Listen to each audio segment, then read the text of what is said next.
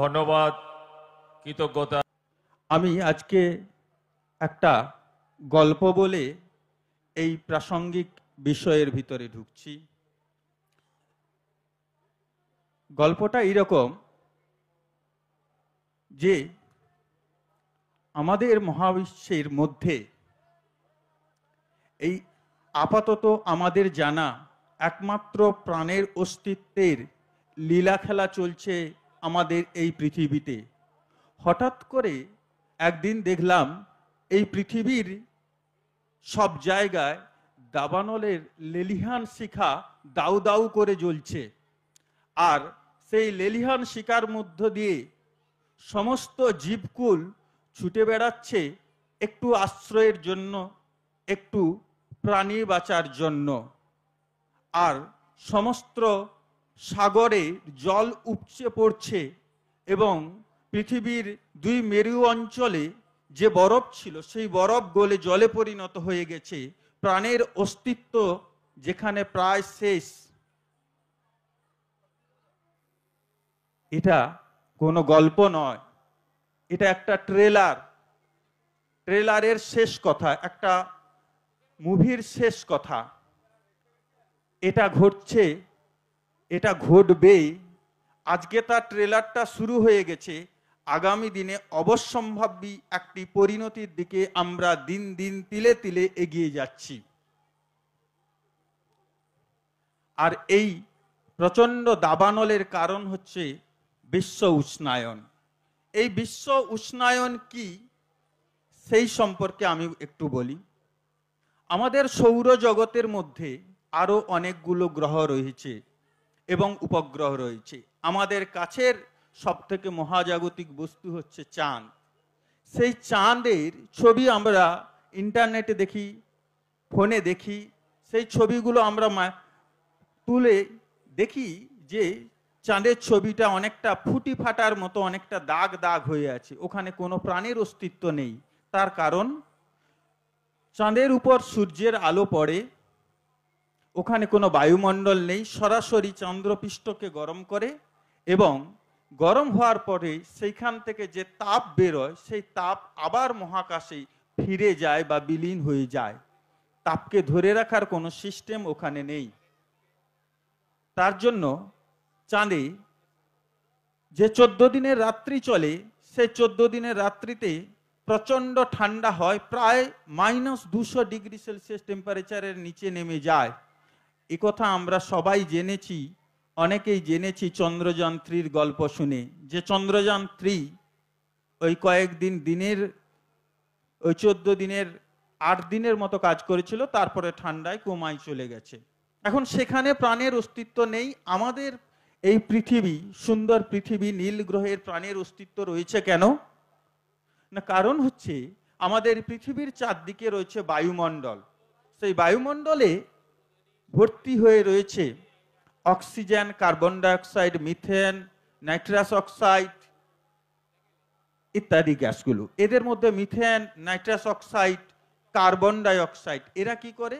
সূর্য থেকে যে তাপ আসে সেই তাপ পৃথিবীতে পড়ে রিফ্লেক্ট হয়ে যাওয়ার সময় ওই তাপকে এই গ্যাসগুলো ধরে রাখে, ফলে পৃথিবী গরম হয়ে থাকে এবং এই গরমের ফলস্বরূপ আমাদের এই পৃথিবীতে প্রাণের অস্তিত্ব শুরু হয়েছে এবং এখনো চলছে। আর এই গ্যাসগুলোকেই বলা হয় গ্রিন হাউস।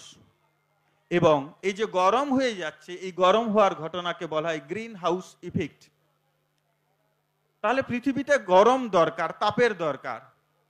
এখন এই গ্যাসগুলো একটা নির্দিষ্ট পরিমাণ যদি থাকে, তাহলে সেক্ষেত্রে পৃথিবী গরম থাকবে একটা নির্দিষ্ট পরিমাণ, যেখানে আমাদের বসবাসের যোগ্যতা থাকবে।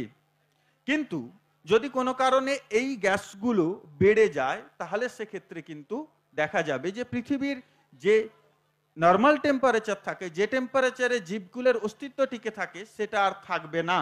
টেম্পারেচার বাড়তে থাকবে এবং এই বেড়ে যাওয়ার ঘটনাকে বলা হয় গ্লোবাল ওয়ার্মিং বা বিশ্ব উষ্ণায়ন। যেটা এইখানে ঢুকতে গিয়ে আমরা প্রথম একটি পৃথিবীর ছবি দেখেছিলাম, যে পৃথিবীর উপরটা লাল হয়ে গেছে। অ্যাকচুয়ালি মহাকাশ থেকে, মহাকাশের যে স্যাটেলাইটগুলো পাঠানো হয়েছে, সেই স্যাটেলাইট থেকে যখন ছবি তোলা হয় দেখা যায় যে আগের পৃথিবী আর এখনকার পৃথিবীর রং বদলে গেছে, তার কারণ এই সমস্ত গ্রিন হাউস গ্যাস আস্তে আস্তে ঘিরে ফেলছে। 1950 সালের আগের যে পৃথিবী ছিল, তখন প্রতি 10 বছর, প্রতি ডিকেডে যে পরিমাণ টেম্পারেচার বাড়তো, এবং এই টেম্পারেচার বাড়াটা কিন্তু একটা স্বাভাবিক ঘটনা, কিন্তু একটা নির্দিষ্ট পরিমাণ বাড়াটা স্বাভাবিক জিনিস, কিন্তু তখন যে পরিমাণ বাড়তো, তারপরে আজকে এই পর্যন্ত প্রতি ডিকেডে প্রায় এখন পর্যন্ত গত 10 বছরে প্রায় তার তুলনায়, আগের তুলনায় প্রায় 11 ডিগ্রি সেলসিয়াস বৃদ্ধির হারটা বেড়েছে, 11 ডিগ্রি সেলসিয়াস, যেটা খুবই মারাত্মক জিনিস। এখন কোশ্চেন হলো, এই বৃদ্ধি হঠাৎ করে হলো কেন? আমি একটু আগে বললাম এটা একটা স্বাভাবিক ঘটনা, পৃথিবীর উষ্ণতা প্রতিদিন বাড়বে, বাড়তে বাড়তে একটা সময় চরম জায়গায় আসবে, আইস আসবে, অনেক কিছু ব্যাপার ঘটবে। এর আগে 1950-এর আগে নগরায়ন ছিল, কিন্তু কম ছিল, ইন্ডাস্ট্রিয়াল তৈরি কম হয়েছিল, কিন্তু তারপরে যত বেশি পরিমাণ ইন্ডাস্ট্রি তৈরি হয়েছে, তত বেশি পরিমাণ গ্রিন হাউস গ্যাসগুলো তৈরি হয়েছে এবং পৃথিবীর উষ্ণতাকে বাড়িয়ে তুলেছে। এবং এই উষ্ণতা বাড়তে বাড়তে এমন একটি জায়গায় চলে আসছে, যার স্বরূপ কি ঘটনা ঘটছে প্রতিদিন, প্রতি মুহূর্ত, তার কয়েকটা উদাহরণ যদি আমরা তুলে ধরার চেষ্টা করি। গ্রেট ব্যারিয়ার রিফ বলে একটা প্রবাল দ্বীপ রয়েছে, কোথায়? অস্ট্রেলিয়াতে। সেই দ্বীপে পৃথিবীর বৃহত্তম প্রবাল দ্বীপ, প্রবাল দিয়ে তৈরি। আর রয়েছে কি? পৃথিবীর বৃহত্তম ইকোসিস্টেম। ইকোসিস্টেম মানে বিভিন্ন জীবজন্তু দিয়ে যে তন্ত্র তৈরি হয়েছে। দেখা গেছে গত 400 বছরের তুলনায় বিগত বছরগুলিতে উষ্ণতা বেশি, যার ফলে কি হচ্ছে, যে প্রবালগুলো, প্রবাল তো একটা জীব, সেই প্রবালগুলো লাল রঙের হয়, সে হয়ে যাচ্ছে সাদা। এই ঘটনাকে বলা হয় ব্লিচিং। সাদা হওয়ার পরে আরো টেম্পারেচার যত বাড়বে, নিজেকে পরিবর্তন করতে করতে যখন পারবে না, ও লাল হয়ে পড়বে। আর যে ইকোসিস্টেমের যে সমস্ত প্রাণীগুলো রয়েছে, যে সমস্ত জীবগুলো রয়েছে, ব্যাকটেরিয়া, ভাইরাস, মিথুজেনিক যা ভাইরাস আছে, বেশিরভাগ জীবগুলো সংকটের মুখে, এবং বেশিরভাগ জীবগুলো আস্তে আস্তে মরতে শুরু করছে। দ্বিতীয় ধরি, আমাদের কাছে রয়েছে মলদ্বীপ, যেটা একটা ভারত মহাসাগরে অবস্থিত একটা নিচু দ্বীপ, যেখানে আমরা মৈত্রীর কথা শুনেছি, যা চীনের সঙ্গে হাত মিলিয়ে ভারতের বন্ধুত্বটাকে নষ্ট করে আজকে একটা ডামাডোল পরিস্থিতিতে আসছে। সেই দ্বীপটির জলের, সমুদ্রের, তার কাছে যে সমুদ্র আছে, তার উচ্চতা এমনভাবে বৃদ্ধি পাচ্ছে, বিজ্ঞানীদের মধ্যে 2085 সাল নাগাদ হয়তো দ্বীপটা নিশ্চিহ্ন হয়ে যাবে। মানে পুরো ওখানে যে সিস্টেম রয়েছে, ইকোসিস্টেম, যেখানে মানুষ সহ যে ইকোসিস্টেম যা কিছু আছে, সব জলের তলায় চলে যাবে। আরো একাধিক জায়গায় প্রচন্ড খরার ফলে মানুষ রিফিউজিতে পরিণত হয়ে যাচ্ছে, সেই স্থান ছেড়ে অন্য জায়গায় চলে যাচ্ছে, তাহলে বাসস্থানের অভাব ঘটছে। আর আমরা জানি যে এর ফলে যেমন খরা হয়, তেমন বন্যাও ঘটতে পারে। সে বন্যার ফলেও মানুষ এক জায়গা থেকে এক জায়গায় চলে যাচ্ছে। আর এই খরার ফলে যেখানে চাষবাসের জন্য নদীর জল কিংবা বৃষ্টির জলের উপর আমরা নির্ভর করে থাকি, সেখানে দেখা যাচ্ছে যে জলের হাহাকার শুরু হয়েছে, তখন আমরা বাধ্য হয়ে মাটির নিচে যে জল আছে, সেই জলকে তুলে কাজে লাগানোর চেষ্টা করছি। তাহলে ভূগর্ভস্থ জলের পরিমাণ কমছে, সেটাও একটা খুব মারাত্মক ব্যাপার। জল কমতে থাকলে আমাদের লেয়ারগুলো নিচে নামবে। এছাড়া আর কি ঘটনা ঘটছে? এছাড়া তো রয়েছে ডিরেক্ট ইনফ্লুয়েন্স আমাদের স্বাস্থ্যের উপর। স্বাভাবিকভাবে আমরা দেখতে পাই শীতকালে আমাদের জ্বর জারি কম হয়, বা আমাদের পেটটা ভালো থাকে, পেট গুড়গুড় কম করে। গরম যখন বেশি পড়তে থাকে, আমাদের হজম করার ক্ষমতা কমে যায়। আমাদের বডি সিস্টেমের একটা অপটিমাম টেম্পারেচার দরকার, একটা নির্দিষ্ট টেম্পারেচার দেখা, 30-33 ডিগ্রি ঠিক আছে, কিন্তু সেই টেম্পারেচার আজকের দিনে আমরা দেখতে পাই প্রতি বছর একটু একটু করে বাড়তে বাড়তে 52, 53, 54 জেকোবাবাদকে পেরিয়ে যাচ্ছে। যার ফলে আমাদের শরীর এই টেম্পারেচার অ্যাডপ্ট করতে পারছে না, শরীর ম্যালফাংশনাইজ হয়ে যাচ্ছে, শরীরের বিভিন্ন কাজকর্মগুলো আস্তে আস্তে বিগড়ে যাচ্ছে। এছাড়া এর দ্বারা পৌষ্টিকতার অভাব হচ্ছে, হাড়ের ক্ষয় হচ্ছে, একাধিক রোগের সৃষ্টি হচ্ছে। এখন এইগুলো তো বললাম, কি ভয়াবহ পরিস্থিতি হচ্ছে। এইরকম আস্তে আস্তে চলতে থাকলে একদিন সত্যি পৃথিবী বিপদ চলে আসবে। কিন্তু আমরা মানুষ, আমাদের মান আছে, হুঁশ আছে, আমাদেরকে ফিরে তাকাতে হবে, কি করতে হবে। আমরা আজকে শিক্ষায় শিক্ষিত হচ্ছি, বিজ্ঞান জানছি, বিশেষ করে জ্ঞান নিচ্ছি, তাহলে আমাদের এই অবশ্যম্ভাবী যে বিপদ এগিয়ে আসছে, সেই বিপদকে আমাদেরকে আটকাতে হবে। তাহলে আটকানোর উপায় কোথায়, কি? প্রথমত, এই আটকানোর প্রথম এবং অন্যতম উপায় হচ্ছে আমাদের বেশি বেশি করে গাছপালা লাগাতে হবে। যার কাজ কি হবে, প্রতিদিন কার্বন ডাইঅক্সাইডকে শোষণ করবে। আমরা প্রতিদিন ঘর বানাতে গিয়ে, ইন্ডাস্ট্রি বানাতে গিয়ে, বা আমাদের ঘরের কাছে যে গাছটা আছে, ঘরের সাইডে আলো বাতাস পাওয়ার জন্য আমরা গাছকে কেটে দিই। কিন্তু আমাদের প্রথম কাজ হবে যতটা সম্ভব গাছ না কেটে আমাদের কাজকর্ম চালাতে হবে, যাতে উৎপন্ন কার্বন ডাইঅক্সাইড গুলোকে শোষণ করে নিতে পারে গাছ, আমাদের বাঁচার রসদ অক্সিজেনকে সে ফিরে দিতে পারে। আমাদের উচিত হবে আমাদের জীবন দশায় প্রত্যেককে 100 পিস করে গাছ লাগিয়ে যেতে হবে। এ তো গেল গাছ লাগানোর কথা। এছাড়া কি, প্রতিদিন ইন্ডাস্ট্রি থেকে প্রচন্ড পরিমাণে কার্বন ডাইঅক্সাইড তৈরি হচ্ছে। ভারত 7ম পজিশনে রয়েছে, ভারতের বিশেষ করে মুম্বাই শহর 7ম পজিশনে রয়েছে এই সমস্ত গ্যাস উৎপাদনের দিক দিয়ে। আমেরিকা, চীন, রাশিয়া, জাপান এইরকম দেশগুলোতে যে নগরায়নকে টিকিয়ে রাখার জন্য যে ইন্ডাস্ট্রি তৈরি হয়েছে, সেই ইন্ডাস্ট্রি থেকে যে গ্যাস তৈরি হচ্ছে সেটাও খুব মারাত্মক। ভারতে প্রতি মানুষ প্রতি যে গ্যাস তৈরি হচ্ছে তার সংখ্যাটা অন্যান্য শহরের তুলনায় অনেকটা কম, কিন্তু মোট পরিমাণটা অনেক বেশি। অন্যান্য দেশেও তো তাই ঘটছে। তাহলে উৎপন্ন গ্যাসের পরিমাণ কমাতে হবে। সেই কমানোর জন্য কি করতে হবে, নতুন টেকনোলজি আনতে হবে। সেই টেকনোলজি কোথা থেকে আসবে, আমরা যে আজকে যা শিখছি, আগামী দিনে নতুন টেকনোলজি আনবো, নতুন এফিসিয়েন্ট ইঞ্জিন আনবো, যার ফলে আমরা কি করব, কাজকর্ম এই সমস্ত গ্রিন হাউস গ্যাসগুলো উৎপাদন আমরা কমাতে পারবো। এছাড়া কি করব না, নতুন যে সমস্ত গাড়িগুলো আমরা ব্যবহার করছি সেই গাড়িগুলোকে সোলার সিস্টেমে ট্রান্সফার করতে হবে। আর যে ফুয়েলগুলো আমরা ব্যবহার করি, আজকের দিনে যে সমস্ত ফুয়েলগুলো ব্যবহার করা হয় সেগুলো বেশিরভাগই গ্রিন হাউস গ্যাস তৈরি করে। পেট্রোল, ডিজেল থেকে গ্রিন হাউস গ্যাস তৈরি করতে পারে। কিন্তু আমাদের এখন নতুন নতুন ফুয়েল এসছে, সেই ফুয়েলগুলো দু ধরনের নতুন ফুয়েল যারা আমাদের পৃথিবীকে বাঁচিয়ে দিতে পারে। একটা হচ্ছে গ্রিন ফুয়েল আর একটা হচ্ছে ব্লু ফুয়েল। গ্রিন ফুয়েল কোনগুলো, যেগুলো কোনো ধরনের গ্রিন হাউস গ্যাস তৈরি করে না, বা যেখান থেকে আমরা এনার্জি পাই, গ্রিন এনার্জি পাই, যেমন সোলার সিস্টেম ডিরেক্টলি আমরা ইউজ করতে পারি, ওখান থেকে কোনো ধরনের দূষক পদার্থ তৈরি হয় না।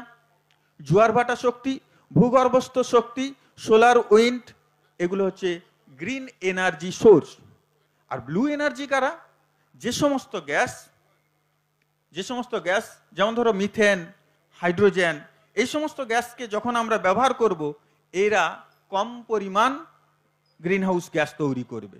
বর্তমানে একটা নতুন টেকনোলজি এসছে, নতুন কনসেপ্ট এসছে, সেটা কি, সেটা CCS, কার্বন।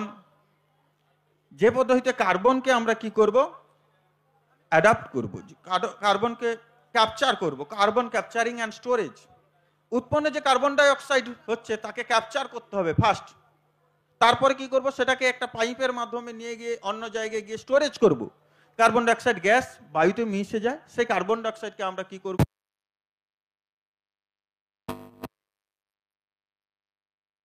পারবে না।